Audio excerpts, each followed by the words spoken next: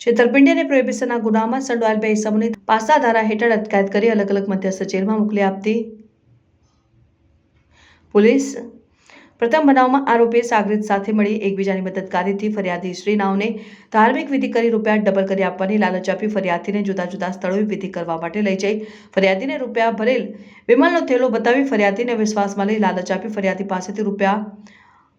3,50,850 જેટલી રકમ મેળવીને તે રકમ સ્ટીલના ડબ્બામાં મુકાવડાવી ફરિયાદીની નજર ચૂકવી રૂપિયા ભરેલ સ્ટીલના ડબ્બાની જગ્યાએ બીજો ખાલી ડબ્બો ફરિયાદીને આપી ફરિયાદી પાસેથી રૂપિયા પડાવી લઈ છેતરપિંડી વિશ્વાસઘાત કરી ગુનો કરેલ જે બાબતે વાડી પોલીસ સ્ટેશન ખાતે બીજા બનાવમાં આરોપીએ સાગરીત સાથે મળી એકબીજાની મદદગારીથી ફરિયાદી શ્રીનાઓને ધાર્મિક વિધિ કરી રૂપિયા ડબલ કરી આપવાની લાલચ આપી ફરિયાદી પાસેથી રૂપિયા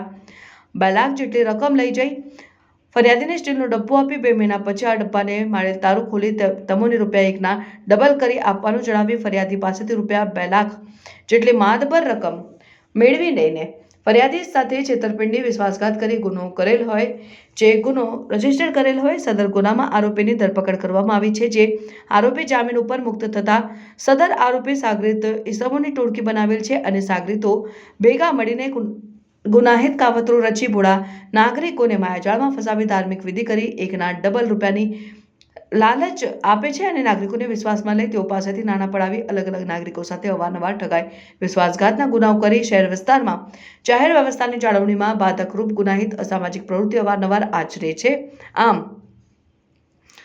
આરોપી સાગરીતો સાથે મળી નાગરિકોને ભોળવી ધાર્મિક વિધિનો ઢોંગ કરી લોકો પાસેથી નાણાં પડાવી લે છે અને આરોપીની આવી ગુનાહિત અસામાજિક પ્રવૃત્તિ કારણે શહેર વિસ્તારમાં વસતા નાગરિકો હાજરી માત્રથી પોતાના માલ મિલકતની અસલામતી અનુભવે છે આ રીતે આરોપીની ગુનાહિત અસામાજિક પ્રવૃત્તિ જાહેર વ્યવસ્થાનો ભંગ કરતી સ્પષ્ટ જણાઈ આવતા આરોપી ગુનાહિત અસામાજિક પ્રવૃત્તિ જાહેર વ્યવસ્થાનો ભંગ કરતી સ્પષ્ટ જણાઈ આવતા આરોપીની અસામાજિક પ્રવૃત્તિ અંકુશમાં આવે તે સારું વડોદરા શહેરના પોલીસ કમિશનર શ્રી નરસિંહ કોમર સાહેબના તરફથી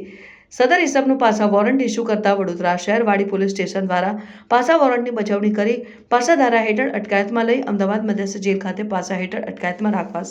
સારું મોકલી આપેલ છે અને અનવરભાઈ કરીમભાઈ ગરાસિયા રહેઠાણ નવાપુરા કુમારવાડા ડભોઈ તાલુકા ડભોઈ જિલ્લા વડોદરા અને મૂળ રહેઠાણ વડુગામ તાલુકા પાદરા જિલ્લા વડોદરા નાઓને ઝડપી પાડી આગળની કાયદેસરી કાર્યવાહી હાથ ધરવામાં આવી છે।